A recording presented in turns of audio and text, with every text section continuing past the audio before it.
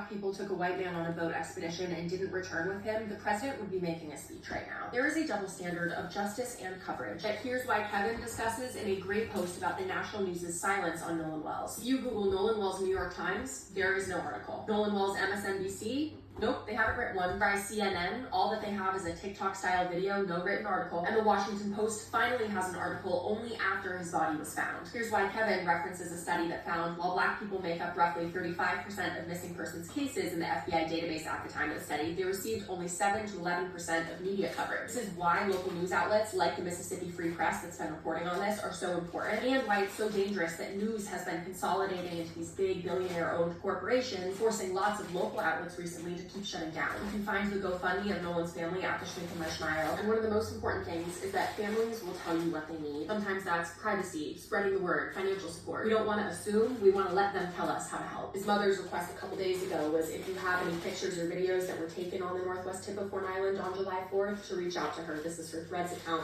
and you can provide evidence to help their investigation.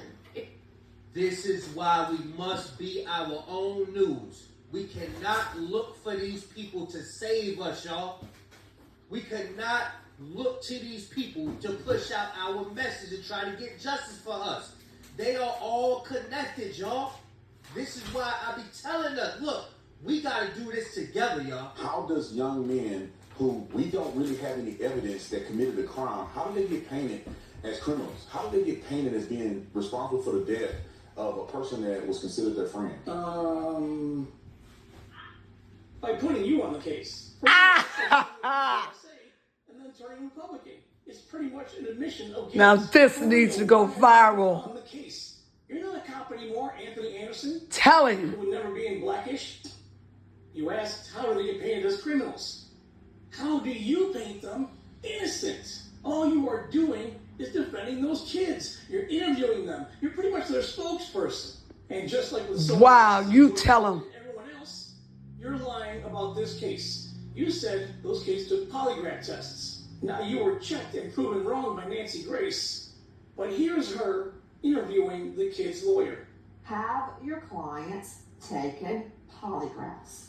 Nancy, my clients have not taken a polygraph test. Now this guy here is a boy's lawyer. His name is Tyler Cox. Of course it's Tyler Cox. Now what does this lawyer want you to see? Advertising for his business called Cox and a bottle. The only two things he's advertising, his business and another business. Now if you zoom in, you'll clearly see it's a bottle of Verdict's bourbon. And he's been doing interviews all over, and he always has that bottle of bourbon behind him. You